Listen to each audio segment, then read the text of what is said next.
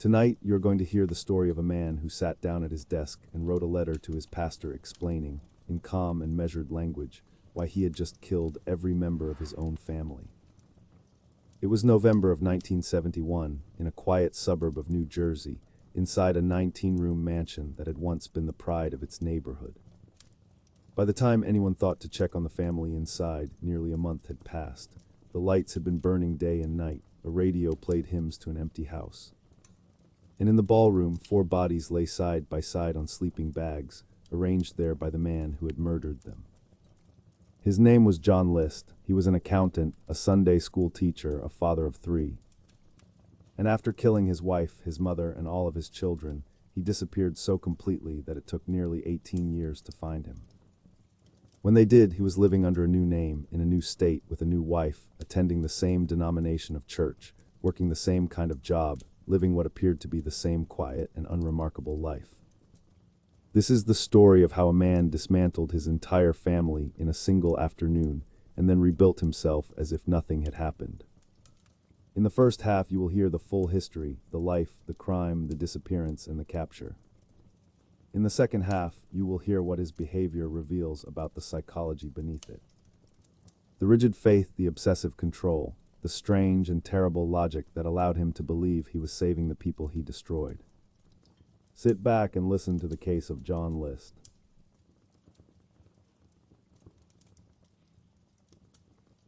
In 1965, John List moved his family into a 19-room Victorian mansion at 431 Hillside Avenue in the town of Westfield, New Jersey. The house was called Knoll, and it was the kind of home that announced its owner's success to anyone who passed by. It had a ballroom. It had a stained glass skylight in that ballroom, rumored to be a signed Tiffany original, worth at least $100,000 at the time. It had enough rooms to house not only John and Helen List and their 3 children, but also John's elderly mother, Alma, who lived in her own apartment in the attic. Westfield was a town of professionals and commuters, a place of well-kept lawns and Lutheran churches and school athletics. It was not a place where violent things happened. The police records showed few serious crimes since 1963. Families moved there precisely because it felt safe, predictable, and orderly, the kind of town where nothing needed to be explained because nothing unexpected ever occurred. The Lists from the outside fit this world without a seam. John was an accountant. He had recently accepted a position as vice president and controller at a bank in Jersey City. He wore suits. He went to church. He taught Sunday school. Helen stayed home with the children, Patricia, John Frederick, and Alma kept to her rooms upstairs. They were quiet people, private people, the sort of family that neighbors would later describe as pleasant but difficult to know.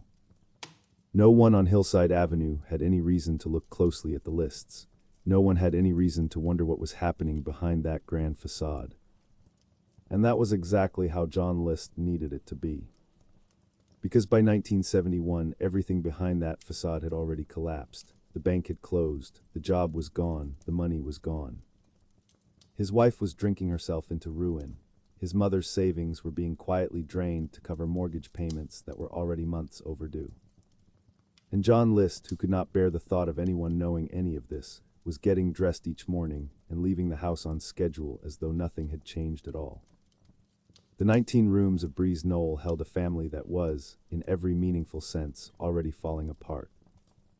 What happened next would ensure that it fell apart completely and permanently on a single autumn afternoon.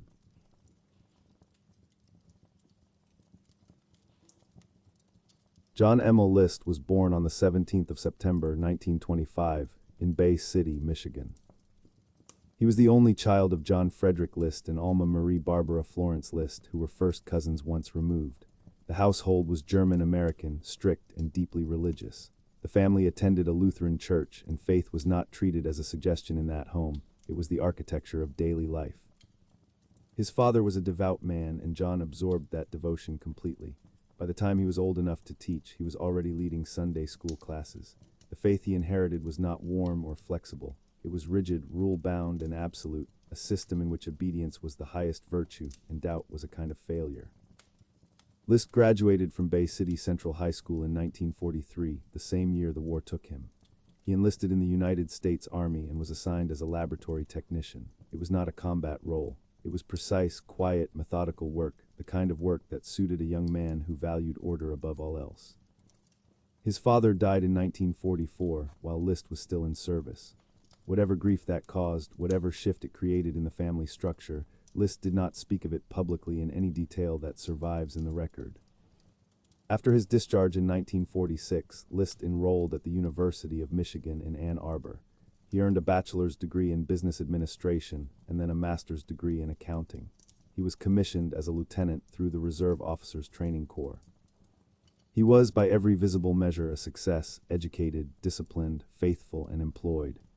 A young man who had followed every rule his father had set, who had done everything that was expected of him, and who carried himself with the quiet assurance of someone who believed that obedience to structure would always be rewarded.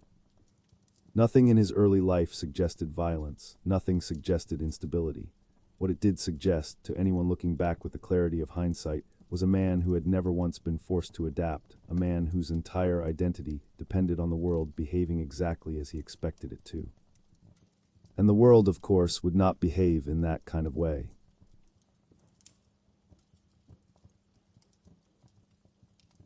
In November of 1950, the Korean War pulled John List back into uniform. He was recalled to active military service and stationed at Fort Eustis in Virginia. It was there, in that liminal space between civilian life and wartime duty, that he met Helen Morris Taylor. Helen was a widow. Her first husband had been an infantry officer killed in action in Korea, and she was living near the base with her young daughter, Brenda. She was attractive, available, and already familiar with the rhythms of military life. John and Helen married on the 1st of December, 1951, in Baltimore, Maryland. The choice of location would later take on a darker significance. Maryland, unlike most other states at the time, did not require a premarital syphilis test. According to testimony that would emerge decades later at trial, Helen had pressured List into marriage by falsely claiming she was pregnant, and had insisted on Maryland specifically to avoid the blood test that would have revealed her condition. Helen had contracted syphilis from her first husband. She did not tell John. She would not tell anyone for 18 years. After the wedding, the family moved to Northern California. The Army, recognizing List's accounting background, reassigned him to the Finance Corps. It was administrative work, clean and orderly, and it kept him away from anything resembling combat. His second tour ended in 1952 and civilian life resumed. List took a job with an accounting firm in Detroit, then moved to Kalamazoo to work as an audit supervisor at a paper company. The children came in steady succession, 3 of them born between 1955 and 1958, Patricia, John Frederick, and Frederick. By 1959, List had risen to general supervisor of the company's accounting department.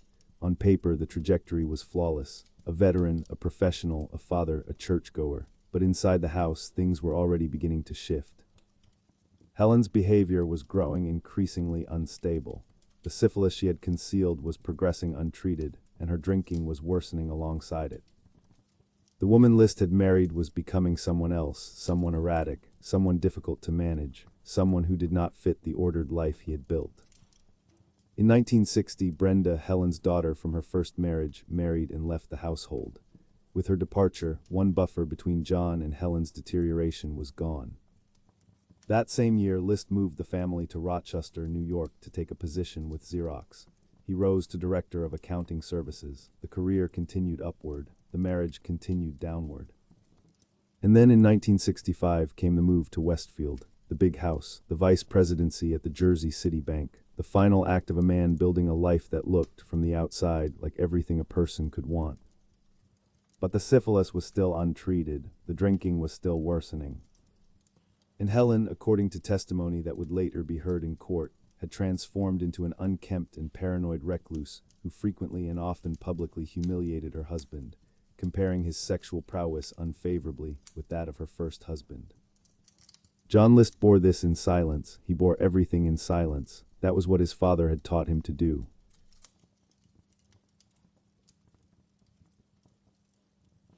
The bank in Jersey City closed its doors, and John List lost his position. He told no one. Not his wife, not his mother, not his children, not his pastor, not a single neighbor on Hillside Avenue. Instead, he continued the daily performance of employment with a precision that bordered on ritual. Each morning he rose at the same time. He dressed in the same clothes he had always worn to work, the suit, the tie, the polished shoes.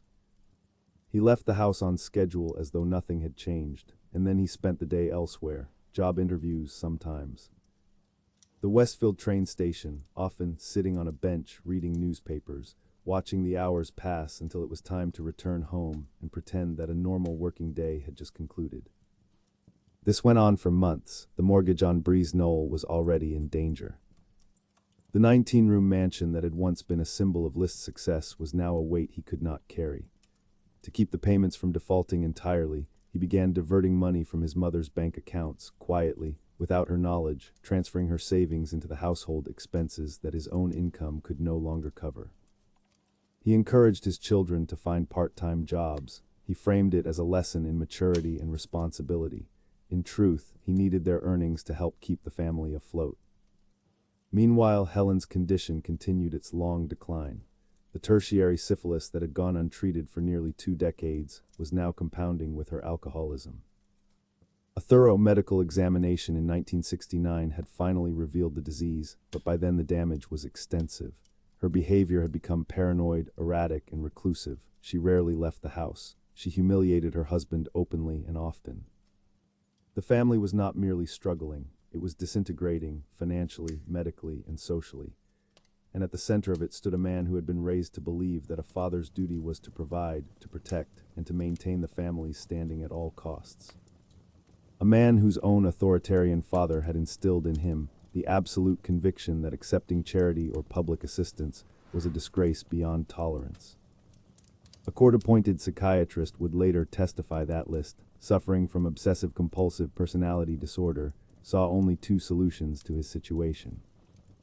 The first was to accept welfare, to admit publicly that he had failed, to expose his family to ridicule, to violate every principle his father had taught him about what it meant to be a man.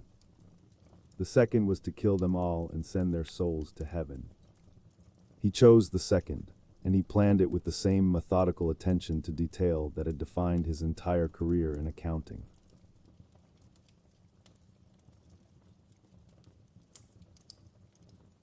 On the morning of the 9th of November, 1971, John List woke up and prepared to kill his family. The children left for school as they always did. Helen remained in the house. Alma was upstairs in her attic apartment. The day began with the ordinary sounds of an ordinary household: footsteps, doors closing, the quiet settling of a large and mostly empty home. List waited until the children were gone. Then he took his 9mm Steyr 1912 semi-automatic handgun and shot his wife Helen in the back of the head. She was 47 years old. He went upstairs to the attic. His mother, Alma, was 84. He shot her above the left eye using his father's Colt .22 caliber revolver. Then he went back downstairs and waited. Patricia came home from school first. She was 16. List shot her in the back of the head. Frederick arrived next. He was 13. List shot him in the back of the head.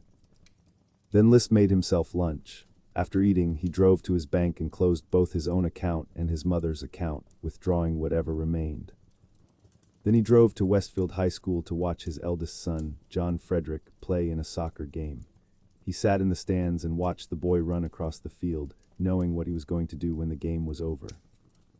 He drove John Frederick home. The boy was 15 years old. List shot him, but this time it was not a single clean shot to the back of the head. Misfire evidence recovered from the scene showed that John Frederick attempted to defend himself. List had to shoot him repeatedly before he died. When it was finished, List carried the bodies of his wife and 3 children into the ballroom and laid them out on sleeping bags, side by side. He left his mother's body where it was, in her apartment in the attic. He sat down at the desk in his study and wrote a 5-page letter to his pastor. In it, he explained that he saw too much evil in the world, that his family was falling away from their faith, and that he had killed them to save their souls, to guarantee them a place in heaven before the world could corrupt them further. Then he set about erasing himself from the house. He cleaned the crime scenes. He went through every family photograph in the home and removed his own image from each one. He tuned a radio to a religious station and left it playing. He turned down the thermostat, lowering the temperature inside the house to slow the decomposition of the bodies. And then John List walked out of Knoll, got into his green 1963 Chevrolet Impala, and drove away. He left the lights on.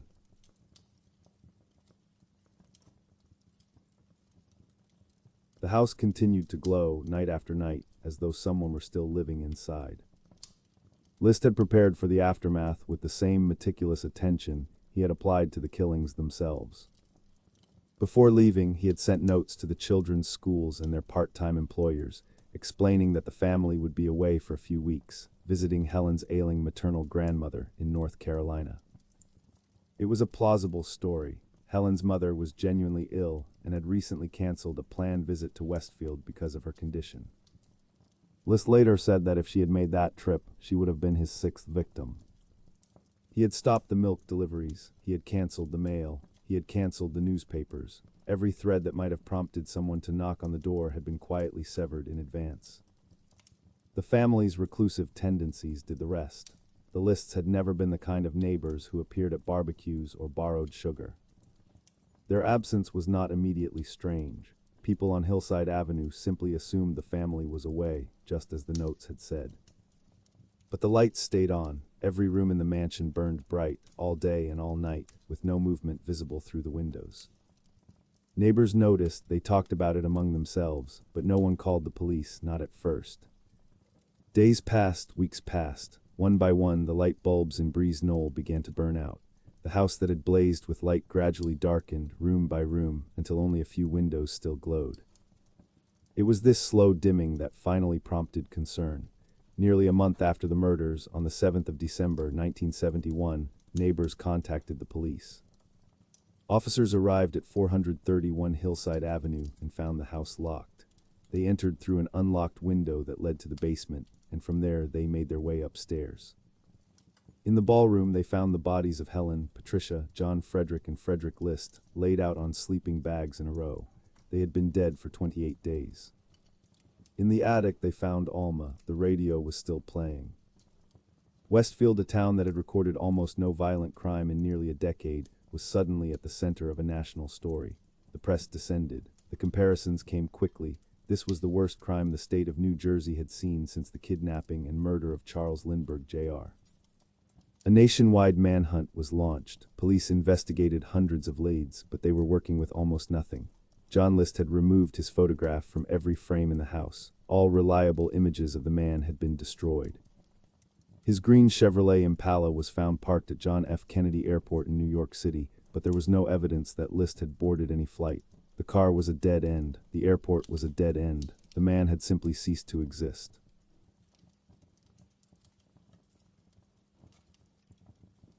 The FBI would later piece together the route he took. From New Jersey, List traveled by train, first to Michigan, then onward to Colorado. By early 1972, he had settled in Denver and taken an accounting job under a new name. He called himself Robert Peter Clark.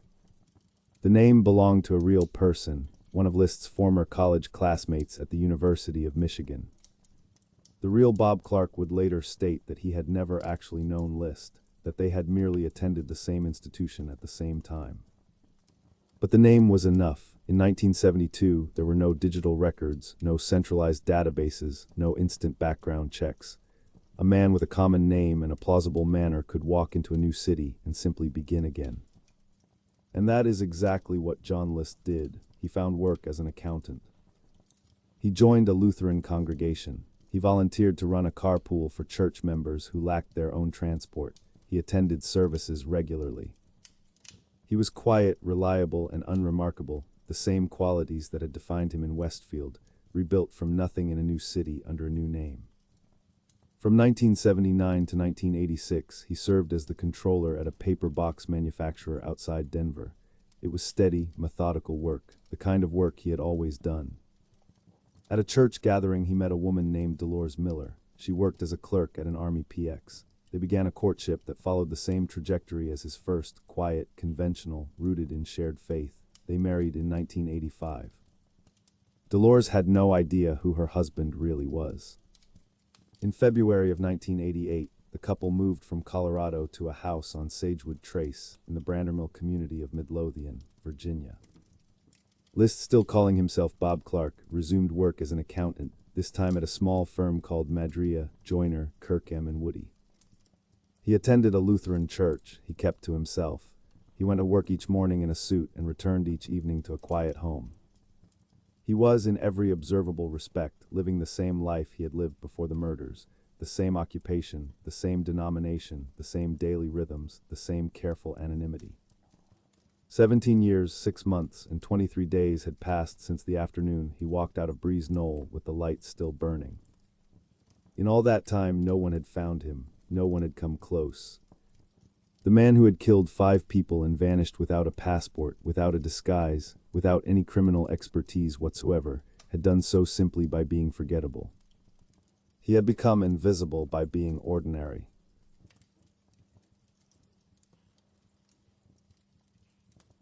In May of 1989, the Fox television program America's Most Wanted aired a segment on the List family murders. The show was in its first year on the air, and it was already proving that national television could accomplish what local investigations could not. The List case was nearly 18 years old by then, cold, dormant, and largely forgotten by the public, but the producers recognized its power. A man who had killed his entire family and vanished without a trace. A case with no photograph of the suspect and no leads of any kind. To solve the problem of the missing image, the show enlisted a forensic artist named Frank Bender. Bender was a sculptor who specialized in age progression, the art of taking a young face and calculating, through bone structure, lifestyle factors, and educated intuition, what that face would look like decades later. Working from the few images that existed of List before the murders, Bender built a clay bust of what he believed John List would look like in 1989, at the age of 63. The bust was uncanny. Bender gave it glasses with heavy frames. He receded the hairline. He added weight to the jowls and softness to the chin. He made choices based on research and instinct, and when the segment aired, the resemblance to the man now living in Virginia under the name Bob Clark was striking. The broadcast reached millions of viewers. Among them was a woman in Denver, a former neighbor of the man she had known as Bob Clark. She saw the bust. She heard the details. She recognized the description. She contacted the authorities. On the 1st of June, 1989, less than 2 weeks after the broadcast, FBI agents arrived at the offices of Madria, Joyner, Kirkham, and Woody in Richmond, Virginia. They asked for Robert Peter Clark. When they found him, they placed him under arrest. List did not confess. He did not admit to being John List. For months after his arrest and extradition to Union County, New Jersey, he maintained the fiction of his alias. He insisted, calmly and repeatedly, that his name was Bob Clark and that there had been a terrible mistake. It was not until the 16th of February, 1990, that he finally acknowledged the truth. The evidence left him no choice. Investigators had matched his fingerprints to John List's military records. They had matched details from the crime scene to information only the killer could have known. Faced with all of it, List confessed his true identity. The man who had been invisible for nearly 18 years was finally, irrevocably seen.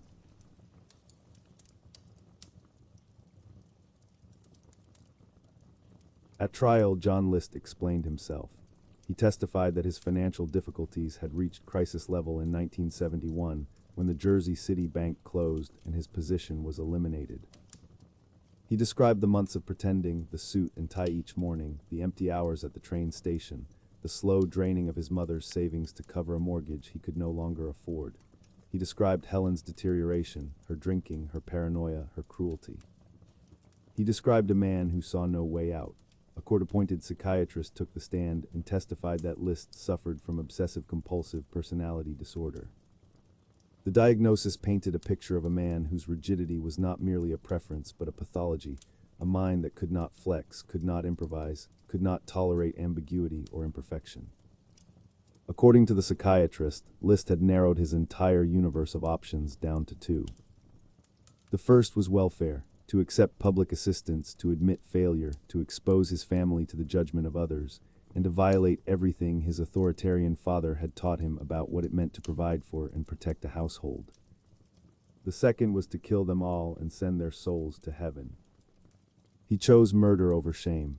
He chose it methodically, planned it carefully, and executed it with the same procedural calm he had brought to every accounting ledger he had ever balanced. On the 12th of April, 1990, John List was convicted on 5 counts of first-degree murder. At his sentencing hearing, he spoke. His words carried no weight of genuine accountability. "I feel that because of my mental state at the time, I was unaccountable for what happened," he said. "I ask all affected by this for their forgiveness, understanding, and prayer." The judge was not moved by his words. "John Emil List is without remorse and without honor," he replied. "After 18 years, 5 months, and 22 days, it is now time for the voices of Helen, Alma, Patricia, Frederick, and John F. List to rise from the grave." He imposed the maximum sentence permissible at the time, 5 consecutive terms of life imprisonment. The mathematics of it meant that List would not be eligible for parole for nearly 125 years. List appealed. He argued that his judgment had been impaired by post-traumatic stress disorder from his military service. He also argued that the 5-page letter he had left on his desk, the letter to his pastor, the letter that amounted to a confession, was a confidential religious communication and therefore inadmissible as evidence. A federal appeals court rejected both arguments. Years passed, List remained in prison. In 2002, he spoke to the journalist Connie Chung and for the first time expressed something that resembled regret. "I wish I had never done what I did," he said. "I've regretted my action and prayed for forgiveness ever since." When asked why he had not simply taken his own life, if the weight of his situation had been so unbearable, his answer was immediate and revealing. He said he believed that suicide would have prevented him from going to heaven, where he hoped, one day, to be reunited with his family, the family he had murdered to send there. John Emil List died on the 21st of March, 2008, at the age of 82. He was still in custody, held at St. Francis Medical Center in Trenton, New Jersey, where he succumbed to complications from pneumonia. In reporting his death, the New Jersey Star-Ledger gave him one final name. They called him the Boogeyman of Westfield.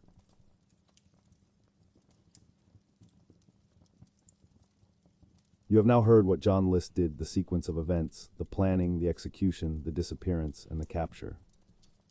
But knowing what happened does not explain how a man sits in the stands at his son's soccer game, watches the boy play, drives him home, and then shoots him dead.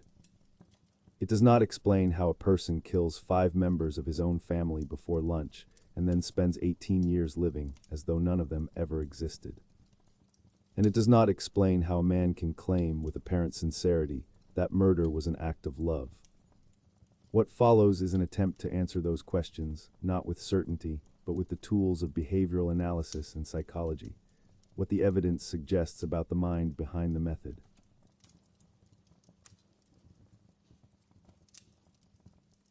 In the study of criminal behavior, there is a specific term for what John List did.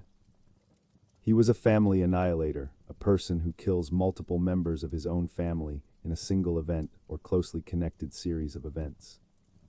This is not a common crime, but it is not as rare as most people believe. It occurs with enough frequency that researchers have been able to identify patterns, typologies, and recurring psychological profiles among those who commit it. And John List fits the profile with an almost textbook precision. The family annihilator is almost always male. He is almost always the primary authority figure in the household, the breadwinner, the decision maker, the person around whom the family's structure and identity are organized. He does not see his family members as fully independent people with their own lives, their own futures, their own right to exist apart from him. He sees them as extensions of himself. Their success is his success. Their failure is his failure, and their continued existence, once he has determined that the family unit has failed, becomes intolerable, not because he hates them, but because they represent a version of himself that he cannot allow the world to see. This is the critical distinction. The family annihilator does not typically kill out of rage or revenge, though those emotions may be present. He kills because the family has become evidence, evidence of his failure, evidence of his inadequacy, evidence that the image he has projected to the world, competent provider, respected father, upstanding citizen, is a lie. In behavioral analysis, this is sometimes described as an act of extended suicide. The killer does not merely want to die, he wants to erase. He wants to eliminate every trace of the life that has proven him a fraud. The family must go because the family is the proof. John List fits this pattern almost perfectly, with one significant exception: he did not kill himself. Most family annihilators end the event with their own death, either by suicide or by provoking lethal force from police. The act is understood in their minds as a final one. The world ends and they end with it. List did not do this. He killed his family and then walked away. He started over. He built a new life. And this deviation from the expected pattern tells us something important about his psychology, something that separates him from the majority of men who commit this crime. For most family annihilators, the family is the self. When the family is destroyed, the self is destroyed with it. But for List, the family was not the self.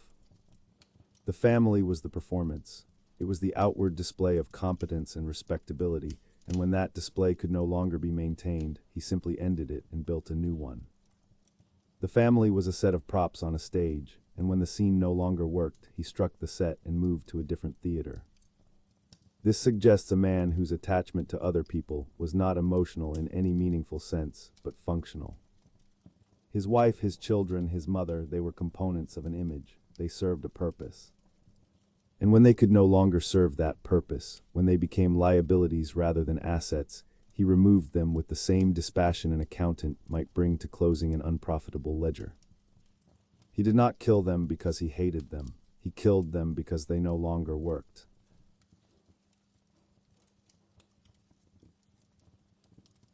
John List did not describe what he did as murder. He described it as salvation. In the 5-page letter he left for his pastor, and in his later testimony at trial, he framed the killings not as an act of violence, but as an act of mercy. He was sending his family to heaven. He was protecting their souls from a world that was pulling them away from God. He was doing what a faithful father was supposed to do, ensuring their eternal safety, even at the cost of their earthly lives. This is not the reasoning of a man who has lost his faith. This is the reasoning of a man whose faith has become so rigid, so absolute, and so severed from its own moral foundations that it can be used to justify anything. In psychology, this mechanism is known as moral disengagement, a process by which a person restructures their understanding of an act so that it no longer registers as wrong. The act itself does not change. What changes is the frame around it. Murder becomes mercy. Violence becomes protection. Killing your children becomes the ultimate expression of parental love. Albert Bandura, who developed the theory of moral disengagement, identified several specific strategies by which people accomplish this restructuring. One of the most powerful is moral justification, the reframing of harmful conduct as serving a higher moral purpose. The act is not denied, it is elevated. It is placed in service of something that the person considers more important than the immediate suffering it causes. This is precisely what List did. He did not deny that he killed his family. He did not claim it was an accident or a moment of insanity. He claimed it was righteous. He claimed it was necessary. He claimed that God would understand, that God, in fact, would approve. The specific theology List employed was rooted in his Lutheran upbringing, though it represented a profound distortion of Lutheran doctrine. He believed that his children, having been baptized and raised in the faith, were guaranteed entry into heaven if they died before falling away from God. He believed that Patricia was becoming interested in witchcraft and the occult. He believed that his sons were being corrupted by the secular world. He believed that Helen's illness and alcoholism had already taken her beyond the reach of respectability. In his framework, time was the enemy. Every day his family continued to live was a day they might drift further from salvation. By killing them now while their souls were still, in his judgment, redeemable, he was locking in their eternity. He was closing the account while it was still in the black. The accounting metaphor is not incidental. List's entire cognitive world was organized around ledgers, balances, and bottom lines. He processed moral questions the same way he processed financial ones, as problems with correct answers that could be calculated if one applied the proper rules. Heaven was an asset, sin was a liability. Death was a transaction that moved souls from one column to another. This is what happens when rigid religiosity meets rigid personality. The faith does not soften the man hardens the faith. He strips it of its complexity, its compassion, its tolerance for ambiguity, and reduces it to a set of mechanical rules that can be applied without feeling. The result is a moral system that permits, even demands, monstrous acts, because the system has been emptied of everything that might resist them. It is worth noting what List's reasoning excluded. He did not pray for guidance and receive an answer. He did not consult his pastor before acting. He did not agonize publicly or seek intervention. He simply decided alone that he understood God's will better than anyone else, better than his pastor, better than his church, better than his family, and he acted on that certainty without hesitation. This is not faith, this is the weaponization of faith. It is the use of religious language to provide cover for an act that was, at its core, about control. About a man who could not tolerate a world he could not manage, and who found in his religion a framework that allowed him to destroy that world while still believing himself to be good. He killed them to save them, and he believed it. And that belief is perhaps the most disturbing element of the entire case, not because it is convincing, but because it reveals a mind so sealed against self-examination that it could commit an atrocity and call it love.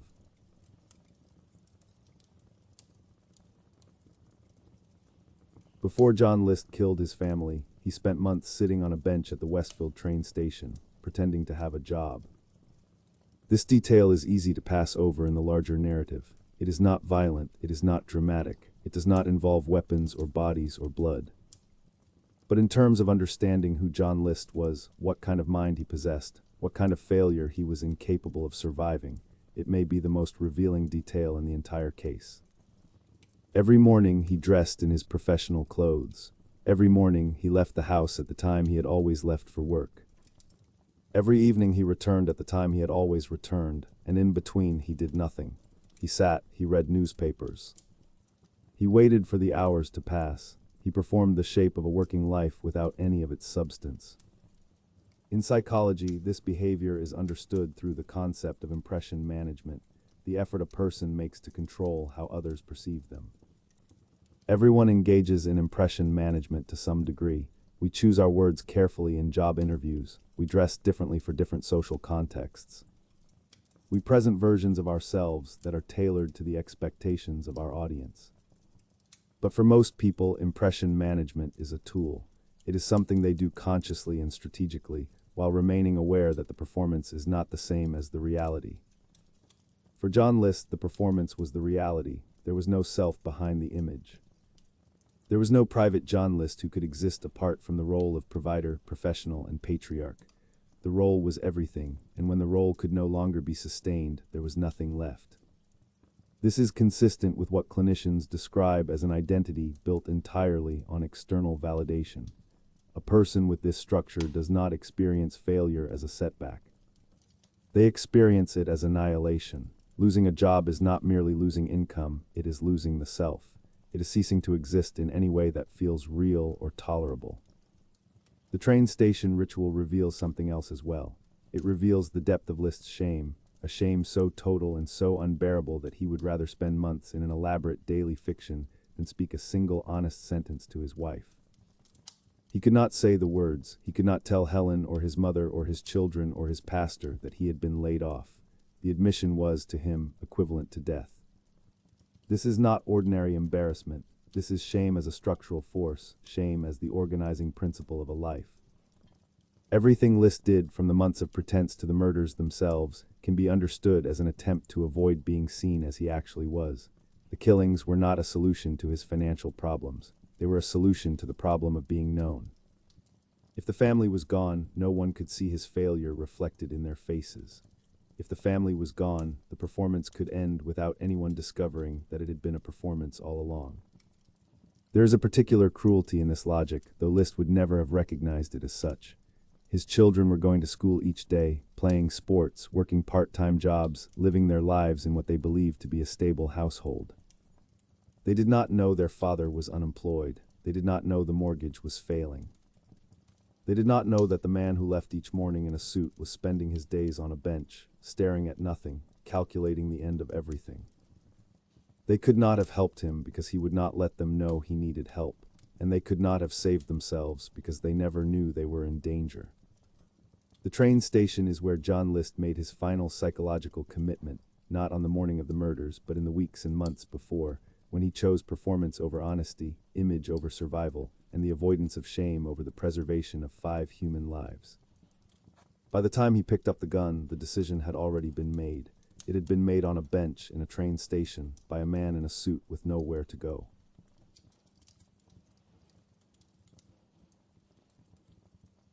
After the last shot was fired, John List did not leave.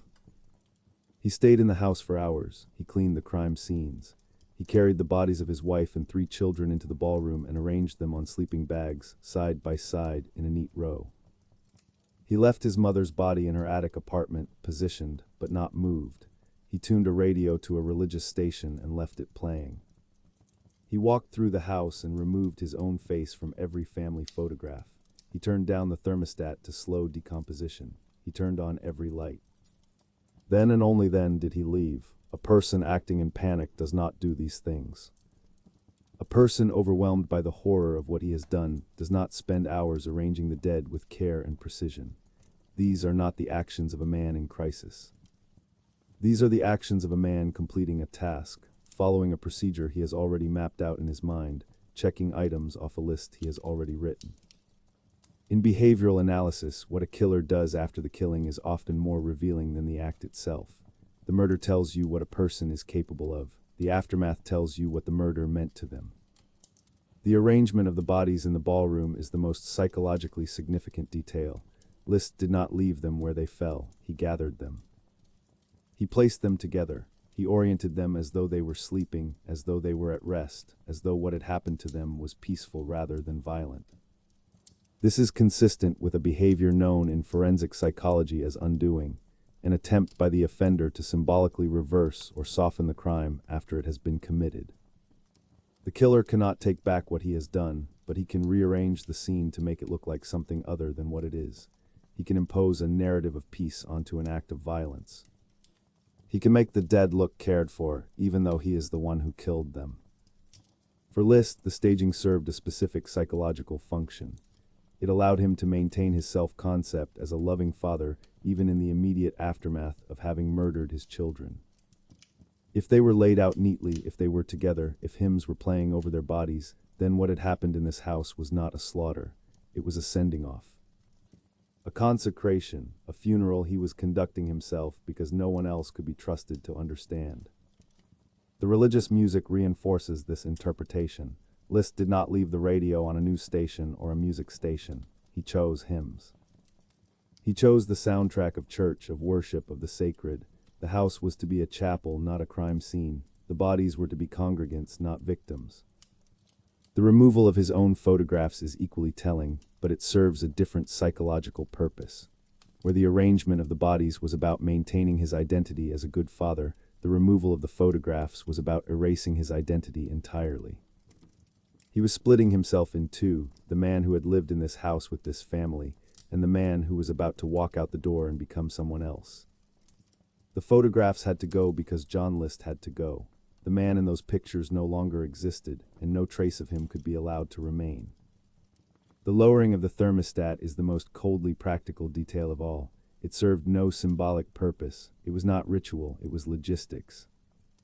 List needed the bodies to remain undiscovered for as long as possible, and decomposition would produce smells that might alert the neighbors.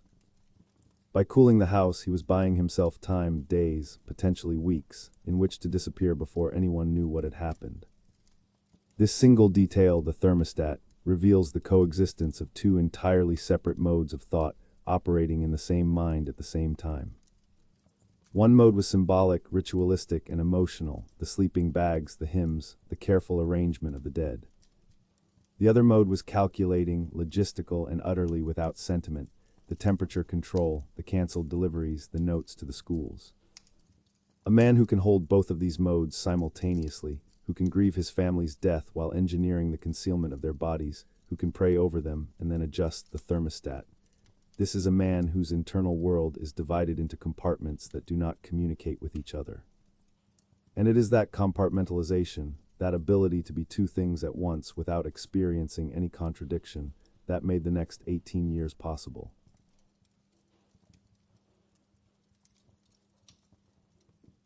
John List did not leave the house in silence. He left a confession. 5 pages handwritten addressed to his pastor, not to the police, not to a lawyer, not to any member of his extended family. To his pastor, the man who represented in List's mind the highest moral authority available to him short of God himself. This choice of audience is the first thing worth examining. A man who has just killed 5 people and intends to disappear could simply leave. He could walk out the door and say nothing. The letter serves no practical purpose. It does not help him escape. It does not protect him legally. If anything, it guarantees his conviction should he ever be found. And yet he wrote it. He needed to write it. The letter was not optional for John List. It was psychologically necessary. To understand why, it helps to consider what the letter accomplished for him internally. It provided something that the act of murder alone could not: an audience, a witness, someone to whom he could explain himself and, in doing so, complete the narrative he had constructed around what he had done. Without the letter, the murders were simply murders. With the letter, they became something else: a reasoned decision, a theological argument, a case presented for judgment. The letter transformed List from a killer into a petitioner. It placed him before an authority figure and said, in effect, here is what I did and here is why, and I ask you to understand. This is the behavior of a man who cannot act without permission. Not literal permission. He did not ask his pastor beforehand, and he clearly did not expect the letter to generate approval, but symbolic permission. The permission that comes from having explained yourself to someone who matters. The permission that comes from having submitted your reasoning to a higher authority, even if that authority will never respond. In psychological terms, this reveals a profoundly externalized locus of moral authority. List did not possess an internal sense of right and wrong that functioned independently. He needed an outside structure, the church, the pastor, the rules of his faith, to tell him whether he was good or bad. And even after committing an act that any functioning moral system would condemn, he still reached for that structure. He still needed to present his case. He still needed to be judged, because without judgment, he could not know what he was. The content of the letter is equally revealing. List did not write in anguish. He did not write in haste. The letter is calm, methodical, and organized. 5 pages of reasoned argument, structured like an essay, presenting his logic step by step. He describes the financial pressures. He describes Helen's condition. He describes his fear that the children are drifting from their faith. He describes his conclusion that death is preferable to the corruption of their souls. At no point does he describe pain. At no point does he describe doubt. At no point does he acknowledge that what he is doing might be wrong. The letter reads not as a confession, but as a justification, a document designed not to express guilt, but to preempt it. This is crucial. List was not confessing in the way that a burdened conscience confesses, seeking relief, seeking punishment, seeking the restoration of moral order. He was confessing in the way that a lawyer files a brief, presenting his argument, establishing his reasoning, and trusting that the authority who receives it will see the logic. He expected to be understood, perhaps not forgiven, though that too seems possible, but understood. He expected his pastor to read those 5 pages and recognize that John List had faced an impossible situation and had chosen the only righteous path available to him. This expectation reveals an astonishing absence of self-awareness. A man who truly understood the weight of what he had done would not expect understanding. He would expect horror, he would expect revulsion. The fact that List anticipated a sympathetic reading, or at least a comprehending one, tells us that he had, in his own mind, fully succeeded in reframing the murders as something other than what they were.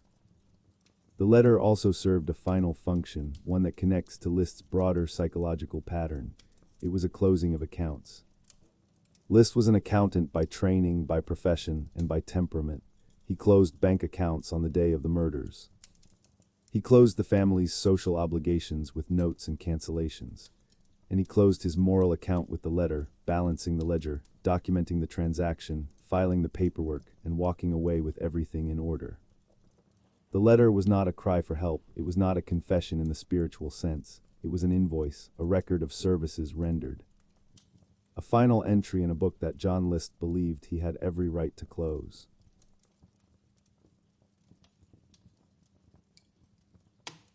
The most disturbing thing about John List's 18 years as a fugitive is not that he hid. It is that he did not change. A man who kills his entire family and flees might be expected to transform himself. To adopt a different kind of life, a different set of habits, a different identity in some meaningful sense. To run from who he was as much as from what he had done. But List did none of this. He moved to Denver, took an accounting job, joined a Lutheran church, and began living precisely the same life he had lived in Westfield. The same occupation, the same denomination, the same quiet, methodical daily routine, the same social presentation, polite, unremarkable, devout. He even married again, choosing a woman he met at a church function, replicating the same domestic structure he had destroyed. This was not a disguise. A disguise would involve becoming someone different. This was repetition, compulsion, the inability to be anything other than what he had always been. In psychology, this kind of behavioral repetition in the aftermath of catastrophic violence points to a phenomenon known as compartmentalization, the mind's ability to seal off one area of experience from another so completely that they do not interact. List did not suppress memories of the murders through effort or will. He simply placed them in a compartment that had no connection to his daily functioning. Bob Clark was not a performance layered on top of John List's guilt. Bob Clark was John List, minus the family, minus the failure, minus the afternoon of the 9th of November. The compartment held for 18 years it held. This is not something most human minds can do. Most people who commit acts of extreme violence are altered by them. They develop symptoms, nightmares, flashbacks, paranoia, substance abuse, deterioration in functioning. The act follows them, it leaks out. It manifests in behaviors that signal, to those who know what to look for, that something is deeply wrong. List showed none of this. His colleagues at the paper box company in Denver described him as steady and reliable. His second wife described him as quiet and kind. His fellow church members saw nothing unusual. There was no deterioration, no instability, no sign whatsoever that this man carried the weight of 5 murders inside him. There are 2 possible explanations for this. The first is that List's compartmentalization was so effective, so total, that the memories genuinely did not intrude on his conscious life. The partition between John List the killer and Bob Clark the accountant was absolute, and he moved through his days without any internal reference to what he had done. The second explanation is darker. It is that there was nothing to compartmentalize, that the murders did not produce the kind of psychological disruption that would require containment, because List did not experience them as traumatic in the first place. If he genuinely believed that what he did was right, that he had saved his family's souls, that he had fulfilled his duty as a father and a Christian, then there would be no guilt to suppress, no horror to partition, no wound to seal off from the rest of his mind. The repetition of his life pattern supports this second interpretation. A man fleeing from guilt would not rebuild the same life. He would not return to the same church, the same routines, the same domestic arrangements. These things would be triggers, reminders of what he had lost, what he had done, what he had destroyed. A guilty man would avoid them. But List was not avoiding, he was continuing. He was simply picking up where he had left off, minus the elements that had failed. The first family had become unmanageable, financially, medically, socially, so he ended it. And then he started a new one with the reasonable expectation that this time, if he chose more carefully and managed more effectively, the performance would hold. This is the logic of a man who views human relationships as systems to be administered rather than bonds to be honored. A family is a project. If the project fails, you close it down, conduct a post-mortem, and begin a new one with the lessons learned.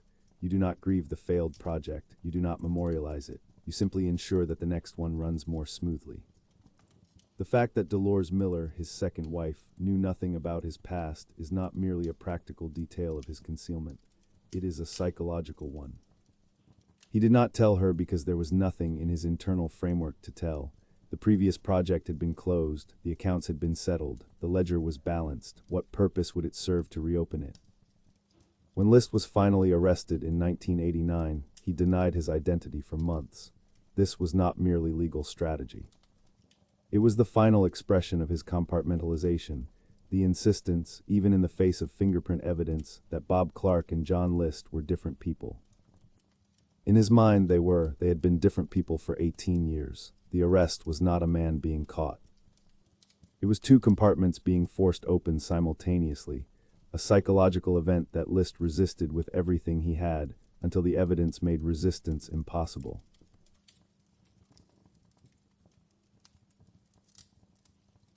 John List was caught, he was tried, he was convicted, he was sentenced to 5 consecutive life terms. He died in prison in 2008. The case, by every legal and factual standard, is closed, and yet it will not leave us alone. This is not a mystery in the traditional sense. There is no unknown killer, no missing evidence, no alternative theory that might exonerate the accused. We know who did it, we know how, we know when and where and in what order. We even know why, or at least, we know the explanation the killer himself provided. The case is solved in every way a case can be solved. So why does it persist? Why does the name John List still surface in documentaries, podcasts, television dramas, and late-night conversations decades after his death? Why does a solved case continue to feel, on some fundamental level, unresolved?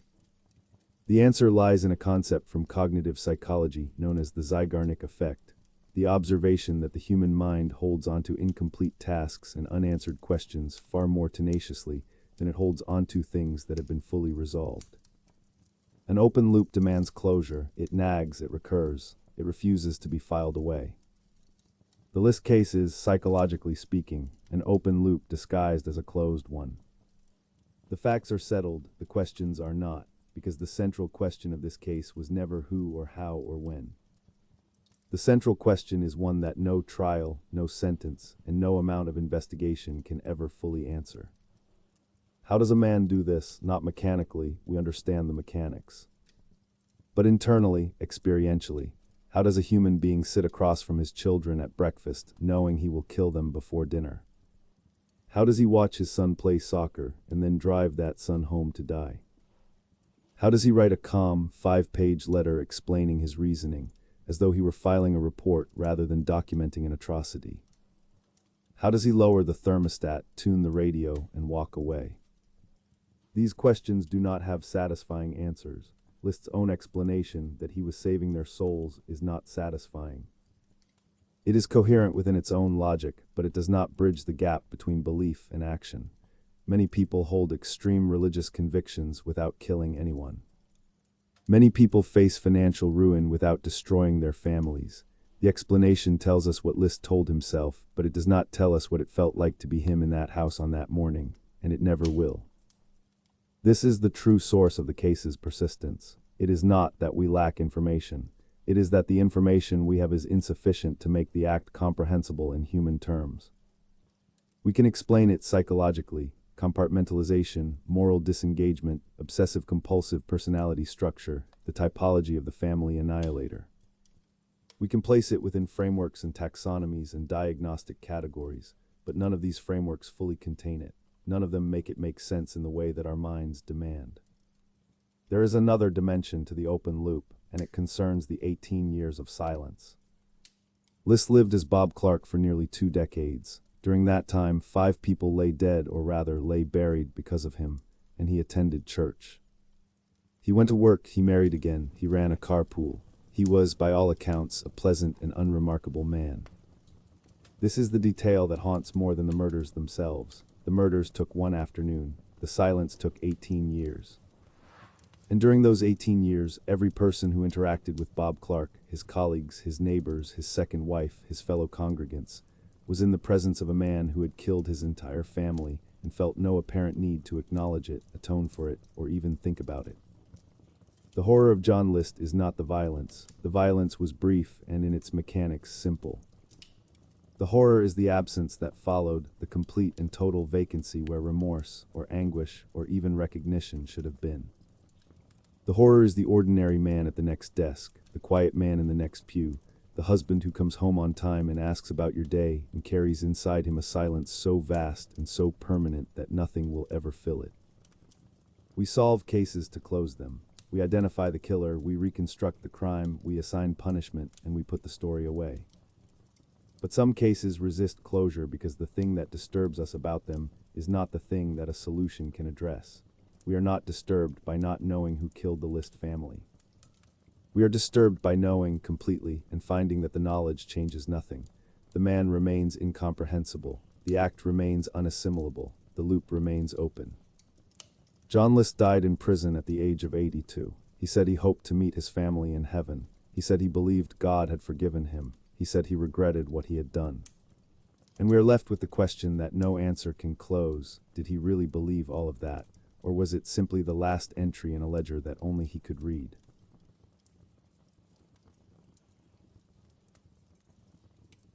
You have now heard the full story of John List, the history and the psychology, the act and the aftermath, the man and the mask he wore for 18 years.